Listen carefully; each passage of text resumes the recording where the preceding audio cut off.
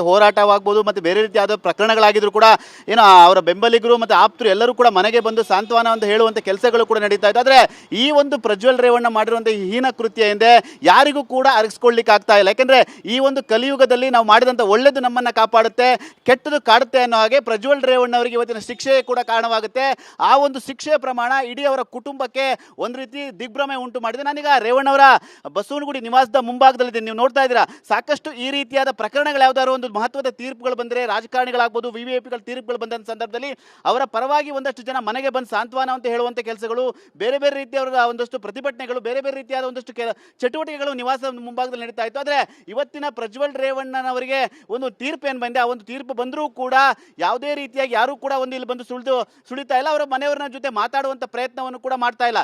ಭವಾನಿ ರೇವಣ್ಣ ಅವರು ಕೂಡ ಇದೇ ನಿವಾಸದಲ್ಲಿ ಬೆಳಗಿಂದ ಇದ್ದಾರೆ. ಯಾವುದೇ ರೀತಿಯಾಗಿ ಮಂದೆ ಹೊರಗಡೆನೂ ಕೂಡ ಬಂದಿಲ್ಲ. ಸಾಕಷ್ಟು ನಿರೀಕ್ಷೆಯನ್ನು ಇಟ್ಕೊಂಡಿದ್ರು. ನಿನ್ನೆ ಒಂದು ರೀತಿ ಅವರಿಗೆ ಇವತ್ತಿನ ಒಂದು ತೀರ್ಪು ಎಂದೆ ಗಾಯದ ಮೇಲೆ ಬರೆ ಇಳಿದಂತೆ. ನಿನ್ನೆ ಒಂದು ರೀತಿ ಸಾಕಷ್ಟು ನಿರ್ದೋಷಿಯಾಗಿ ಬರ್ತಾರೆ ಅನ್ನೋ ನಿರೀಕ್ಷೆ ಇತ್ತು. ಆದರೆ ನಿನ್ನೆ ತೀರ್ಪು ದೋಷಿ ಅಂತ ಪ್ರಕಟವಾಯಿತು. ಆದರೆ ಇವತ್ತೊಂದು ಕನಿಷ್ಠ ಪ್ರಮಾಣದ ಒಂದು ಶಿಕ್ಷೆ ಆಗುತ್ತೆ ಅನ್ನೋ ಒಂದು ಲೆಕ್ಕಾಚಾರದಲ್ಲಿದ್ದಂಥ, ನಿರೀಕ್ಷೆಯಲ್ಲಿದ್ದಂಥ ರೇವಣ್ಣ ಅವರ ಕುಟುಂಬಕ್ಕೆ ದೊಡ್ಡ ಆಘಾತವಾಗಿದೆ.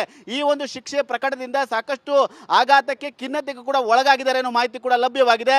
ಯಾಕೆಂದ್ರೆ ಸಾಕಷ್ಟು ನಿರೀಕ್ಷೆಯನ್ನ ರೇವಣ್ಣ ಅವರು ಇಟ್ಕೊಂಡಿದ್ರು. ಭವಾನಿ ರೇವಣ್ಣ, ಯಾಕೆಂದ್ರೆ ಅಚ್ಚುಮೆಚ್ಚಿನ ಪುತ್ರನಾಗಿ ಭವಾನಿ ರೇವಣ್ಣರಿಗಿದ್ದಂಥದ್ದು ಪ್ರಜ್ವಲ್ ರೇವಣ್ಣ. ಸಾಕಷ್ಟು ರಾಜಕೀಯ ನಿರೀಕ್ಷೆಗಳನ್ನು ಕೂಡ ಇಟ್ಕೊಂಡಿದ್ರು. ಅವೆಲ್ಲವೂ ಕೂಡ ಕಳೆದ ಘಟನೆ ಏನಾಯಿತು, ಘಟನೆಯಿಂದ ಸಾಕಷ್ಟು ಹುಸಿ ಆಯಿತು.